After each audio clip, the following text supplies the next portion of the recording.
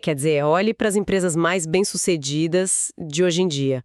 Tipo, os lucros estão quebrando recordes históricos, as métricas de desempenho estão todas no verde. Uhum. As margens de lucro nunca foram tão eficientes, né? Exatamente, as margens nunca foram tão eficientes. Então, por que as pessoas que trabalham dentro dessas mesmas empresas estão completamente exaustas, desengajadas e, bom, se sentindo miseráveis? Hoje a gente vai explorar exatamente essa fratura. Olha, esse é o grande paradoxo do nosso tempo. Existe uma desconexão gigantesca, sabe? Entre o sucesso que é medido lá fora pelas planilhas e a realidade vivida no chão de fábrica ou nos escritórios. Que é um cenário constante de ansiedade, né? Sim, ansiedade, águas turvas, uma fragmentação total. Ok, então vamos desempacotar isso. Porque a nossa missão no mergulho de hoje é entender o porquê dessa dissonância e, mais importante ainda, como sair dela. Com certeza. A gente vai mergulhar fundo no livro Conscious Leadership, que foi publicado em 2026, escrito pelo Rodolfo Henrique de Oliveira. E, assim, o nosso objetivo é entender por que as abordagens tradicionais de gestão falharam tão miseravelmente em aliviar esse peso nas costas das pessoas. É uma falha sistêmica, na verdade. Sim. E a tese central do livro é tipo um verdadeiro soco no estômago. Ele diz que esse estresse corporativo generalizado não é culpa de maus gestores ou de uma suposta falta de resiliência nas equipes, é um sintoma de uma transição de fase na própria civilização. O livro faz um diagnóstico muito metódico, sabe, e implacável de um limite estrutural em que a gente acabou esbarrando. Porque as organizações modernas, as burocracias, as linhas de montagem... Tudo que a gente conhece como empresa clássica. Exato, tudo isso foi desenhado para a era industrial. Naquele mundo, as consequências de qualquer ação eram contidas e absorvidas pela hierarquia. Tipo, se um erro acontecia, ele ficava isolado num departamento específico. Perfeitamente. O problema é que hoje, com a interconexão instantânea e global, essa contenção desapareceu por completo.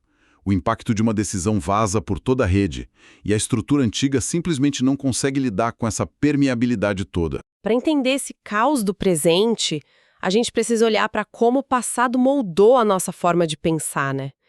Então, uma história logo no início do livro que ilustra muito bem o que a gente perdeu e o que a gente ganhou nessa transição toda. Ah, a história da vila na Índia, certo? Essa mesma.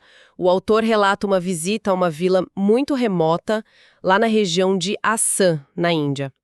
E lá, o destino das pessoas é, quase que totalmente ditado pela tradição. Uhum. Ele conheceu uma garota de 10 anos e, puxa assunto, perguntou o que ela queria ser quando crescesse. E a pergunta quase não fez sentido para ela. Não fazia parte da realidade dela. Não fazia. Ela simplesmente respondeu que terminaria de estudar e voltaria para ajudar os pais no campo. Fim. E o que é muito revelador nisso, quer dizer, naquele contexto, a vida não é um roteiro em branco que precisa ser inventado do zero todos os dias. É uma herança ser assumida, sabe? Sim, sim. Se o destino pesa, o trabalho é duro, mas é um fardo incrivelmente coerente. Existe um alinhamento total entre o esforço diário e o significado daquele esforço para a comunidade dela. E, em contraste absoluto com isso, o trabalhador moderno vive o que o livro chama de confusão da liberdade. A gente tem escolhas quase infinitas hoje em dia, mas o nosso esforço, por maior que seja, parece que não se traduz mais em significado. É uma busca constante por algo que não preenche, né? Exato. E por que isso acontece estruturalmente? De onde vem essa sensação de que a gente está sempre correndo numa esteira que não leva a lugar nenhum? Eu estou pronta para ouvir a explicação teórica disso. Bom, vem do esgotamento do nosso modelo mental básico. A gente opera sob a herança pesada do pensamento linear. Se a gente voltar alguns séculos aí, temos Descartes e Newton nos ensinando que o mundo é um grande mecanismo de relógio. Que pode ser dividido em partes menores para ser entendido. Isso. Aí depois a gente tem Max Weber, lá no início do século XX, formalizando a burocracia como, tipo, a forma máxima de eficiência racional. Uhum. E também economistas como o Ronald Coase, que explicaram que as empresas existem para minimizar os custos de transação. Então, tudo isso consolidou a crença inabalável de que o mundo corporativo é uma máquina. Ou seja, se a gente dividir as tarefas, criar um monte de regras rígidas e otimizar cada pecinha, a gente vai ter o controle total. Essa era a promessa. E vamos ser justos, isso funcionou maravilhosamente bem para construir a modernidade, certo? Tipo, tirou milhões de pessoas da pobreza, construiu a nossa infraestrutura atual, mas algo mudou fundamentalmente. Exato. Funcionou porque as restrições daquelas épocas eram outras.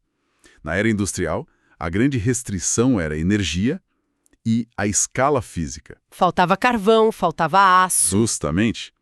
Aí, na era digital, o limite era o acesso à informação e a velocidade da comunicação. Só que o livro argumenta que nós já cruzamos uma nova fronteira, sabe? A gente entrou na chamada Era das Redes. E aqui a restrição máxima mudou de forma bem radical, né? Completamente. Não falta informação hoje. O que falta é a capacidade de julgamento humano para lidar com toda essa informação. Principalmente agora, com a inteligência artificial assumindo tantas tarefas. Quer dizer, a IA reconhece padrões, faz os cálculos, toma decisões otimizadas em velocidades inimagináveis para a gente. Mas o livro faz uma distinção crucial aqui, não faz? Faz, e é uma distinção brilhante. Ele diz que as máquinas escalam a consciência instrumental, mas elas falham em outra coisa. Que seria a moralidade. Perfeitamente. A consciência instrumental é essa capacidade de agir, otimizar, calcular. Mas as máquinas não possuem consciência moral. Elas não sentem o peso das decisões, né? Não sentem.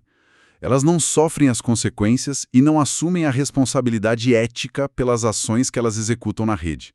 Então, quando a gente delega a otimização para o algoritmo, a complexidade simplesmente explode. E o peso de julgar as consequências dessa complexidade sobra inteiramente para a psique humana. Fica tudo no nosso colo. Olha, deixa-me ver se eu consigo visualizar isso para quem nos ouve. É como se a humanidade tivesse passado os últimos 300 anos aprendendo a dirigir um trem perfeitamente em trilhos retos e super seguros, que seria essa hierarquia linear e burocrática. Certo. E de repente, tipo, do dia para a noite, a gente acorda no banco do piloto de um helicóptero no meio de um furacão de categoria 5, onde apertar um botãozinho para subir altera instantaneamente o clima em outro continente e a gente ainda está lá procurando onde fica o freio do trem. Nossa, essa é uma imagem excelente. O furacão é a interdependência radical da era das redes. Os trilhos desapareceram. E se não tem mais trilho, a gente precisa de uma nova física, sabe? De um novo conjunto de regras para entender como manter esse helicóptero no ar. Que é onde a teoria de sistemas entra. Exatamente. É aqui que o autor traz a teoria dos sistemas complexos adaptativos e resgata o trabalho fundamental de um pioneiro da cibernética, o W. Ross Ashby. Ah, a famosa lei de Ashby. Todo mundo que estuda gestão moderna esbarra nela eventualmente. Mas como ela se aplica a essa exaustão que a gente está discutindo? A lei da variedade requisita do Ashby postula algo muito elegante e matemático. Ela diz que apenas a variedade pode destruir a variedade. Tá, e o que isso significa no mundo real? O que é fascinante aqui é como isso funciona na prática. Imagina um ecossistema. Para que qualquer sistema consiga sobreviver a perturbações que vêm de fora, a sua flexibilidade e a variedade de respostas internas precisam ser pelo menos iguais à complexidade do ambiente externo. Certo, entendi. Se o mundo lá fora joga 1000 problemas diferentes na sua direção, você precisa de 1000 formas diferentes de responder a eles. A definição odeia a variedade. Ela quer padronização. Sim, ela abomina a variedade. Para tentar manter a ilusão de controle e eficiência, as organizações criam manuais super engessados, regras estritas e hierarquias de aprovação enormes. E com isso, elas esmagam a própria variedade interna. Exata. Elas reduzem drasticamente essa variedade interna. Ao tentarem simplificar a empresa, elas não simplificam o mundo real lá fora. Elas apenas tornam a empresa frágil e cega diante de um ambiente externo cuja variedade, explodiu. Mas espere aí, eu preciso intervir com um pouco de ceticismo aqui. Sabe, fazendo o papel do advogado do diabo. Manda ver. Se uma corporação global com, sei lá, 50 mil funcionários não tiver manuais rigorosos, regras de compliance pesadas e uma hierarquia de aprovações, Sim, eu sei onde você quer chegar. uma anarquia absoluta em questão de dias. Se todo funcionário for uma variedade ambulante decidindo o que fazer na hora, como é que a empresa entrega o produto no final do dia? Essa é a dúvida que aterroriza qualquer conselho de administração. E o livro ataca isso fazendo uma separação fundamental muito importante entre eficiência e viabilidade. Eficiência e viabilidade? Como assim? Vamos a um exemplo prático. Imagina um grande call center de atendimento ao cliente. A busca pura pela eficiência dita que o funcionário siga um roteiro rígido, né, e atenda 50 ligações por hora. O famoso script, que a gente odeia. Isso. E isso é matar a variedade. Funciona. Funciona apenas se os problemas dos clientes forem muito simples e repetitivos. Mas hoje, na era das redes, os problemas que chegam ao atendimento humano são apenas aqueles que os bots da inteligência artificial já não conseguiram resolver. E já foram filtrados. Exatamente. São problemas altamente complexos. Ou seja, a variedade externa do problema do cliente que chega no humano é enorme. Enorme. E aí, se o funcionário é forçado a seguir o roteiro engessado, que abaixa a variedade interna, ele não resolve o problema. O cliente fica furioso, cancela o serviço. Processa a empresa, gera uma crise de imagem no Twitter, quer dizer, no X, e a eficiência aí destruiu a viabilidade, que é a capacidade do sistema de sobreviver aos choques e se adaptar. Nossa, faz todo sentido. Para a empresa ser viável, ela precisa dar autonomia para que o funcionário quebre o roteiro, sabe? Use o próprio julgamento, acione outros departamentos e resolva a questão única daquele cliente específico. Certo. Sistemas complexos e saudáveis não são caóticos. Eles mantêm a coerência permitindo que a variedade interna floresça de acordo com o desafio que aparece. Aqui é onde a coisa fica realmente interessante. Então, o que acontece psicologicamente com uma empresa quando a diretoria se recusa a aceitar isso? Quando eles, forçam a eficiência, reprimem a variedade interna e fingem que a complexidade lá fora não existe. Para onde vai toda essa energia caótica que foi varrida para debaixo do tapete? Ela vai para o subsolo. Ela não evapora no ar. E aqui o autor introduz uma das inovações mais brilhantes do livro, que ele chama de complexo junguiano-ashbiano. Uau, nome de peso. Sim. É a união impressionante da psicologia profunda de Carl Jung com a cibernética do Ashby que a gente acabou de falar. Ele argumenta que essa repressão da variedade cria o que conhecemos como a sombra organizacional. Mas como assim? Como a psicologia de Jung explica a rotina comum de um escritório corporativo? De forma muito incisiva, na verdade. O Jung explicou que os indivíduos criam uma persona, sabe? Uma máscara social para serem aceitos, enquanto reprimem os traços indesejáveis na sua sombra. Organizações fazem exatamente a mesma coisa. Tipo as declarações de missão nas paredes. Perfeito. Pense numa empresa cuja persona oficial, declarada nos murais de RH e nos discursos bonitos do CEO é: nós somos uma grande família, aqui reina a harmonia e o apoio mútuo. Nossa, o clássico discurso que muitas vezes esconde um ambiente extremamente tóxico, né? Exatamente. Agora imagina que existe um departamento crucial nessa empresa, liderado por um diretor extremamente abusivo. Ele destrói o moral da equipe, faz todo mundo chorar no banheiro, mas... Mas ele bate todas as metas financeiras do trimestre. Exato. E aí, o ambiente externo e os funcionários estão enviando sinais complexos de socorro. Isso é uma variedade de informação que exige uma resposta muito difícil da liderança. Um conflito sério, possivelmente demitir o diretor que dá lucro e perder dinheiro a curto prazo. Mas isso destruiria a persona da empresa harmoniosa e da empresa implacavelmente lucrativa ao mesmo tempo. Então, o que a liderança faz numa hora dessas? Ela entra em negação total. O RH abafa as denúncias, a diretoria finge que não vê e eles começam a culpar os funcionários que reclamaram. Dizem que eles não têm fit cultural ou não são resilientes o suficiente para o mercado atual. É a famosa busca pelo bode expiatório, né? Perfeito. O bode expiatório é o mecanismo de descarga dessa sombra. A liderança transfere a culpa da sua própria incapacidade estrutural, lá no topo, para os indivíduos na base. Em vez de lidar com a contradição, eles silenciam quem emite os sinais. E aí o conflito vira fofoca de corredor, a exaustão vira cinismo puro, as pessoas adoecem, a sombra acaba engolindo a energia vital da empresa inteira. Sabe com que isso se parece? Isso é como colocar uma fita adesiva preta e grossa sobre a luz de alerta do motor no painel do carro. Só porque aquela luz vermelha piscando tá estragando a vibe tranquila da viagem. Uma excelente metáfora. Tipo, o problema continua lá embaixo do capô. O motor vai fundir a qualquer momento, mas a empresa fica voluntariamente cega e ainda se parabeniza pela viagem pacífica enquanto o carro pega fogo. É uma cegueira fatal. E o autor mapeia que essa cegueira atinge um ponto de ruptura sistêmico, sabe? Que ele batiza no livro de Limite Laranja-Vermelho. A Tim não está familiarizado com essas teorias de desenvolvimento. Laranja e verde representam estágios de maturidade corporativa, certo? Isso mesmo. O estágio laranja é a empresa máquina. Hiperracional, focada puramente em lucro, meritocracia e aquelas métricas frias de desempenho. E o verde? O estágio verde surge como uma reação a isso. É a fase que busca pluralismo, cultura, propósito e mais empatia com as partes interessadas.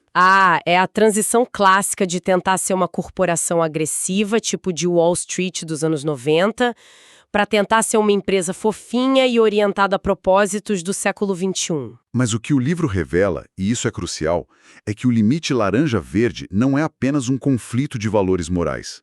É um limite de saturação cognitiva. Como assim, saturação cognitiva? A estrutura linear, tipo o cérebro da organização antiga, simplesmente não consegue processar os paradoxos de tentar maximizar o lucro e maximizar o bem-estar ao mesmo tempo num mundo interconectado.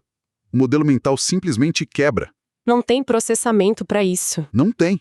E quando a liderança atinge esse limite, eles percebem que inventar novas regras, criar mais formulários de RH ou marcar mais reuniões intermináveis de alinhamento não conserta o motor que está fundindo debaixo do capô. Tá, então o que tudo isso significa na prática? Porque se o controle de cima para baixo esmaga a variedade e aí cria uma sombra doentia que gera adoecimento.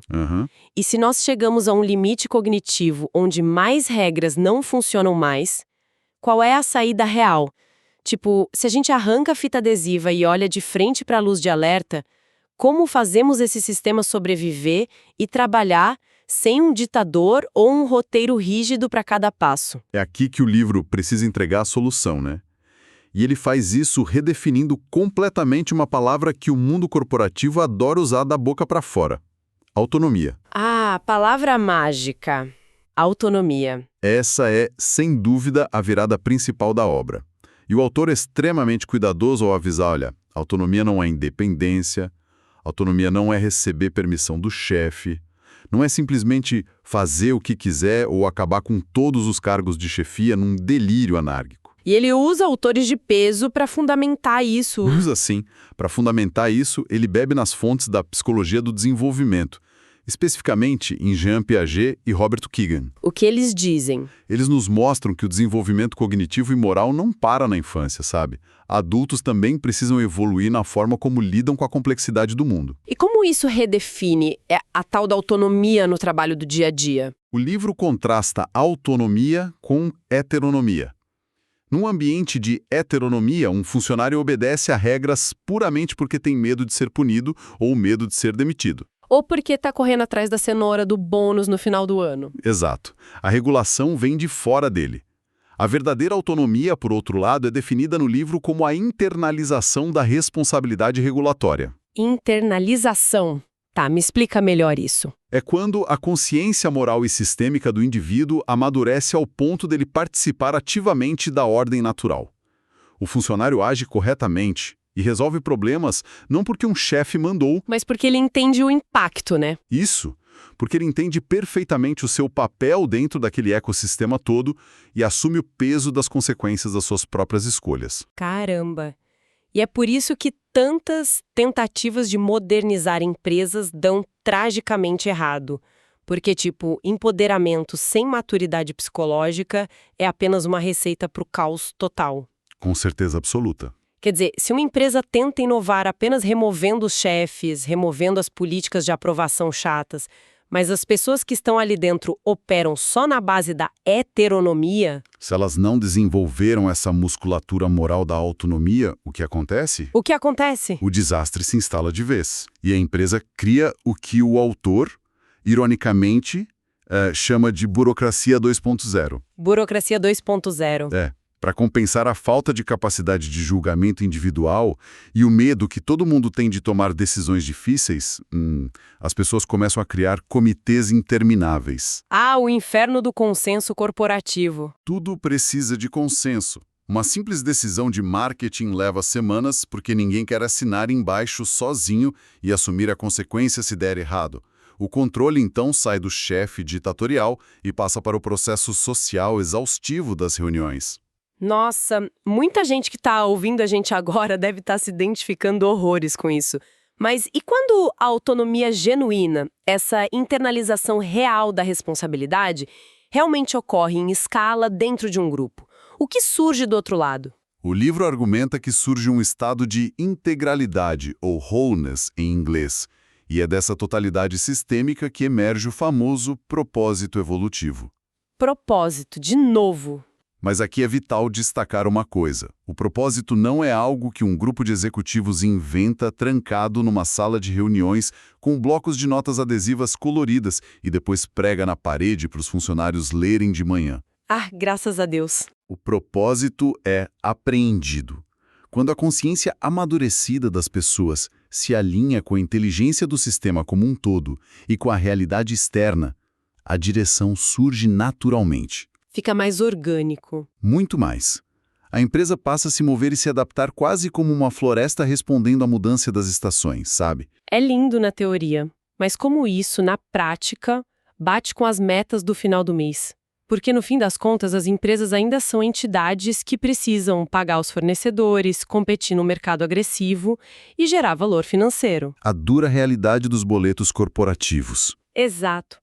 Como toda essa teoria sobre sistemas complexos, adaptativos, a psicologia profunda e ecossistemas se traduz no ato bem mundano de liderar uma grande operação amanhã de manhã? Olha, se conectarmos isso ao quadro geral que construímos até aqui, a gente chega na espinha dorsal do livro. A tese de que liderança consciente não é um cargo no topo de um organograma. Não é o crachá de CEO. Não. E também não é um traço de personalidade que faz um executivo ser super carismático, empático ou visionário. Liderança consciente é apresentada como uma arquitetura mental. Uma estrutura de pensamento, então? Sim, é a capacidade de conduzir o trabalho de acordo com as leis naturais que governam tanto a física das redes, que é a lei de Isby que falamos, quanto a moral da psique humana, que é a integração da sombra lá do Jung. Fazendo a ponte entre os dois. Mais profundamente ainda, a liderança deixa de ser sobre uma pessoa superpoderosa e passa a ser uma propriedade do próprio sistema. Uma propriedade do sistema. Isso muda a metáfora fundamental que a gente discutiu mais cedo. Se a gente não está mais lidando com o pensamento linear lá do Newton, o líder consciente não é mais o engenheiro genial desenhando cada engrenagem de um motor estático. Nem poderia ser. Ele se parece muito mais, então, com um jardineiro cuidando de um ecossistema gigantesco. Porque um jardineiro não tenta controlar o fluxo da água e dos nutrientes molécula por molécula dentro do caule de uma plantinha. Seria impossível, né? Loucura tentar. Exato. O trabalho dele é garantir a qualidade e a integridade da estrutura do solo para que as raízes possam se auto-organizar e prosperar de forma viável. Exatamente isso. E para garantir esse solo saudável, o livro detalha 2 mecanismos operacionais práticos: gravidade e integridade estrutural. Como funciona essa gravidade? Pense assim, se você distribui a autoridade para a ponta e para de dar ordens diretas, alguma coisa precisa manter todas essas pessoas orbitando em torno da mesma missão, certo? Para não cada um ir para um lado. Isso é a gravidade que é gerada por clareza de valores e princípios inegociáveis. E a integridade estrutural. A integridade estrutural é a amarração firme e inquebrável entre 4 pilares essenciais: informação, autoridade, julgamento e responsabilidade. E é aí que os sistemas velhos quebram as pernas, né? Porque eles separam essas 4 coisas o tempo todo. Separam completamente. Tipo, quem atende o cliente furioso lá no call center tem a informação do problema, mas não tem autoridade para resolver. Uhum. Quem tá lá em cima na diretoria tem toda a autoridade do mundo. Mas o julgamento deles está super distante da realidade do cliente. E, o que é pior, quando a decisão da diretoria dá terrivelmente errado, quem sofre a consequência e o corte de custos é o funcionário lá da base. A conta nunca fecha para a base. A responsabilidade não está acoplada à decisão. E na liderança como propriedade do sistema, que o livro propõe, esses 4 fios precisam ser entrelaçados no mesmo indivíduo ou na mesma equipe autônoma. Então, esse acoplamento é inegociável na era das redes. Inegociável. O que nos traz, e isso é fascinante, a uma conclusão profunda sobre o papel atual da tecnologia nisso tudo. Onde a inteligência artificial entra nessa arquitetura mental? As máquinas, a infraestrutura digital e a IA, elas executam agora o papel do ego da nossa civilização. O ego, na psicologia, é aquela parte focada na eficiência, na categorização, na sobrevivência básica, no cálculo super rápido. Que é o que a máquina faz de melhor. Exato. Se a gente delega o ego para as máquinas, o que sobra para nós humanos? A humanidade precisa urgentemente assumir a função do self-junguiano. Que seria o quê no dia a dia? O centro integrador de significado, de sabedoria real e, acima de qualquer coisa, de responsabilidade moral. Se nós entregarmos o controle para as redes computacionais e nos recusarmos a carregar o peso ético das consequências que elas geram, não é apenas uma empresa que entra em colapso. O próprio tecido civilizatório se rompe. Nossa, é muito forte isso. Bom, recapitulando o nosso mergulho intenso de hoje, né? O livro Conscious Leadership nos convida, ou melhor, ele praticamente nos obriga a parar de tentar resolver a complexidade esmagadora da era das redes, usando ferramentas cegas desenhadas para a previsibilidade da era industrial. Isso. O trem já descarrilhou há muito tempo. Já era. Precisamos entender e aplicar a lei de Ashby para cultivar a variedade interna das nossas equipes e precisamos parar de encobrir os conflitos e tratar a sombra organizacional antes que ela adoeça a todos nós, literalmente. Exatamente. E, muito criticamente, precisamos criar ambientes de trabalho que fogem à verdadeira autonomia moral, sabe? Onde as pessoas assumam o peso sistêmico de suas escolhas. Porque é só através desse esforço contínuo que a liderança emerge, não como o capricho de um chefe super-herói, mas como a sabedoria intrínseca de um sistema saudável. É um belo resumo e é com base em toda essa construção teórica que o autor reserva uma reflexão monumental para o encerramento do livro. E qual é essa reflexão? Ele introduz o conceito do desajustado prometeuco, e ele aponta para o que chama de fardo ético da presciência, ou foresight em inglês. O fardo de ver as coisas antes. Sim, na era das redes, a cegueira não é mais uma desculpa viável, entende? Uma vez que nós passamos a enxergar como cada pequena ação nossa reverbera por toda a malha conectada de pessoas, de finanças e de ecossistemas, a ignorância perde totalmente a sua inocência. Não dá mais para dizer que não sabia do impacto. Não dá. Não dá mais para desver o impacto. E essa revelação não traz um alívio iluminado, sabe? Ela traz uma responsabilidade quase insuportável para o indivíduo que se torna consciente disso tudo. Nossa! E se a verdadeira prova de fogo para o nosso tempo não for descobrir se a engenharia humana consegue, sei lá, construir a inteligência artificial perfeita, o algoritmo supremo que resolve tudo, ou a cadeia de suprimentos mais rápida da história. É o que todo mundo tenta fazer hoje, né? Pois é. Mas e se o verdadeiro e definitivo teste para nós for descobrir se a psique humana tem envergadura estrutural para suportar o peso indescritível de carregar as consequências morais, ecológicas e globais das ferramentas absurdamente poderosas que a gente acabou de criar? É uma pergunta assustadora. Muito. Porque uma vez que enxergamos o nosso impacto na rede, a inocência acaba para sempre. Como a gente escolhe viver, trabalhar e liderar na manhã seguinte a essa descoberta? Bom, é com essa pergunta pesada mais necessária pairando no ar que a gente encerra a nossa análise de hoje.